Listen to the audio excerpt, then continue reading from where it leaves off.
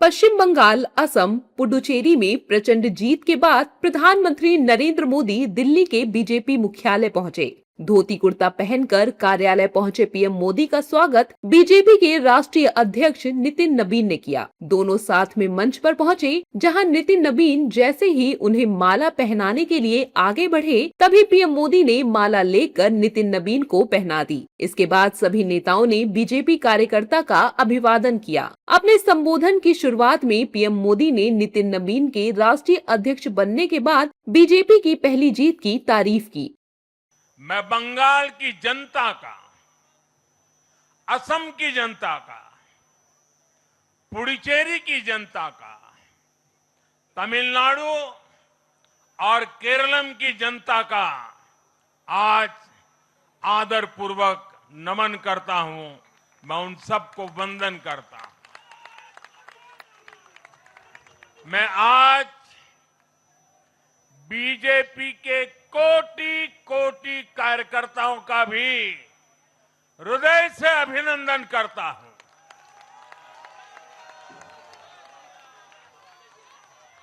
भाजपा के हर छोटे बड़े कार्यकर्ता ने एक बार फिर से कमाल कर दिया है, कमल खिला दिया है। भारतीय जनता पार्टी के अध्यक्ष श्री नितिन नबीन जी द्वारा अध्यक्ष पद संभालने के बाद ये पहले विधानसभा चुनाव थे। इन चुनावों में पार्टी कार्यकर्ताओं का, हर कार्यकर्ता को उनका जो मार्गदर्शन मिला, वो मार्गदर्शन इस विजय में बहुमूल्य रहा है। पीएम मोदी ने कहा कि आज बंगाल की जीत से ये साफ है कि गंगोत्री से लेकर गंगा तक देश में बीजेपी ही बीजेपी है। पीएम मोदी ने कहा कि आज बंगाल भय मुक्त हुआ है, भरोसे से युक्त हुआ है। उन्होंने कहा, आज बंगाल की पावन धरा पर नया सवेरा हुआ है, सूर्योदय हुआ है। गंगोत्री से लेकर गंगा सागर तक कमल ही कमल खिला हुआ है। उत्तराखंड, उत्तर प्रदेश, बिहार और अब पश्चिम बंगाल। पीएम मोदी ने अपने भाषण में कहा कि विपक्षी दल नारी विरोधी है। दलों ने नारी वंदन बिल पास नहीं होने दिया। आज नारी ने इन्हें सजा दी है। आज से बंगाल भय मुक्त हुआ है, विकास के भरोसे से युक्त हुआ है। बांग्लाए परिवर्तन होए गे छे।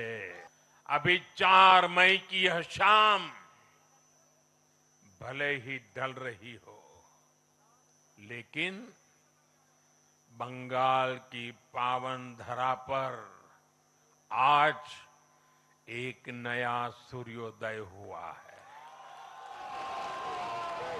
पीएम मोदी ने समाजवादी पार्टी पर भी निशाना साधा और कहा कि यूपी की महिलाएं भी समाजवादी पार्टी को सजा देंगी।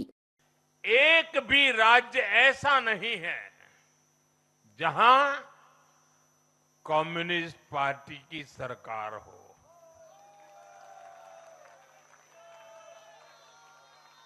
एक भी नहीं है। ये सिर्फ सियासत का बदलाव नहीं है, ये सोच का बदलाव है। ये बताता है कि विकसित होता हुआ भारत किस दिशा में आगे बढ़ना चाहता है। पीएम मोदी ने कांग्रेस पर भी निशाना साधा और कहा कि कांग्रेस आज भी माओवाद को प्रमोट करती है, माओवाद का गिरोह बन रही है। आज देश में कहीं भी लेफ्ट की सरकार नहीं बची है। लेकिन साथियों, दुर्भाग्य से आज की कांग्रेस बिल्कुल विपरीत दिशा में चल पड़ी है। ऐसे समय में जब पूरा देश कम्युनिज्म से किनारा कर चुका है, कांग्रेस उसी विचारधारा को अपनाने में लगी है जिसे देश ने ठुकरा दिया है। बहरहाल पीएम मोदी का संबोधन बीजेपी की प्रचंड जीत पर आया है। पीएम ने भरोसा दिया कि बंगाल में बीजेपी की सरकार बनने के साथ ही महिलाओं को सुरक्षित माहौल मिलेगा, युवाओं को रोजगार मिलेगा, पलायन रुकेगा, घुसपैठियों के खिलाफ सख्त एक्शन लिया जाएगा और पहली कैबिनेट में ही आयुष्मान योजना को मंजूरी दी जाएगी।